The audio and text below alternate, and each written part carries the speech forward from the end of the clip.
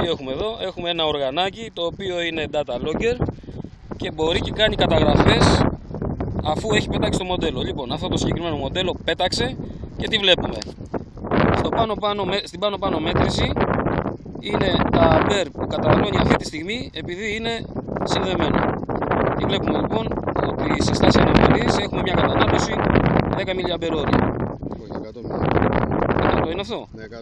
Ωραία, 100 που το έχει το κόμμα. Είναι 1, 2, 3, σίγουρα. Α, 100. Λοιπόν, μετά έχουμε τα volt. Αυτή τη στιγμή η μπαταρία μας έχει 10 και 47 αφού πέταξε και αφού την αδειάσαμε.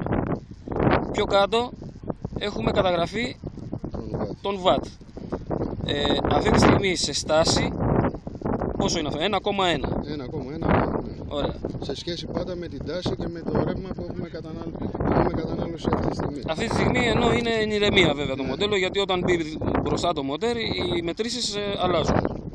Πιο κάτω έχουμε τα μιλιαμπερόρια που έχουμε καταναλώσει μετά από την πτήση μας, τα οποία είναι 569-570 αυτή τη στιγμή.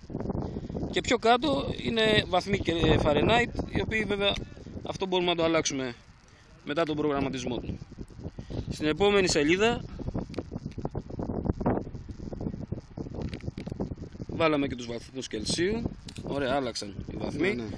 Περιμένουμε τη μέτρηση, δεν μας ενδιαφέρει όμως αυτή τη στιγμή. Προχωράμε στα υπόλοιπα. Αυτό που μας ενδιαφέρει όμως είναι οι βατόρες. Λοιπόν, πιο πάνω έχουμε κάποιες άλλες μετρήσεις, να τις πούμε. Ναι, αμπέρ στα πικ. Το αμπέρ λοιπόν στο πικ του, το ανώτερο στη μεγαλύτερη γκαζιά δηλαδή που τράβηξε το μοντέλο ήταν τα 30. Το επόμενο το 8,21 είναι τα mV.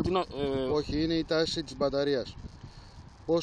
Πόσο ήταν η μέγιστη τάση της μπαταρίας? Η μέγιστη τάση της μπαταρίας λοιπόν ήταν 8,21 ή μήπως είναι αυτό που δείχνει τώρα? Όχι, είναι V-peak, είναι η τάση της μπαταρίας.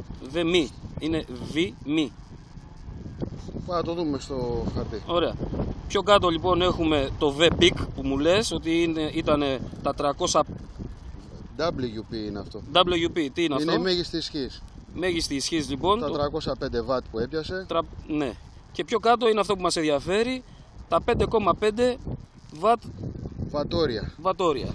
Αυτά λοιπόν, οι βατόρες λοιπόν που μας ενδιαφέρουν είναι αυτές. Είναι η ενέργεια που καταναλώθηκε δηλαδή. Και είναι η ενέργεια πραγματικά που καταναλώθηκε μετά την πτήση που έκανε αυτό το μοντέλο με τη συγκεκριμένη μπαταρία. Αυτό είναι που μας ενδιαφέρει. Στην προκειμένη περίπτωση και απλά να βρούμε πλέον το λόγο που θα το σχετίσουμε με το βάρος του μοντέλου. Προφανώς με το συνολικό βάρος του μοντέλου. Αυτά. Αυτή ήταν μια ανάλυση αυτού του οργάνου και το πώς μπορεί να δουλέψει. Σε σχέση πάντα με αυτό που θέλουμε να κάνουμε στους κανονισμούς.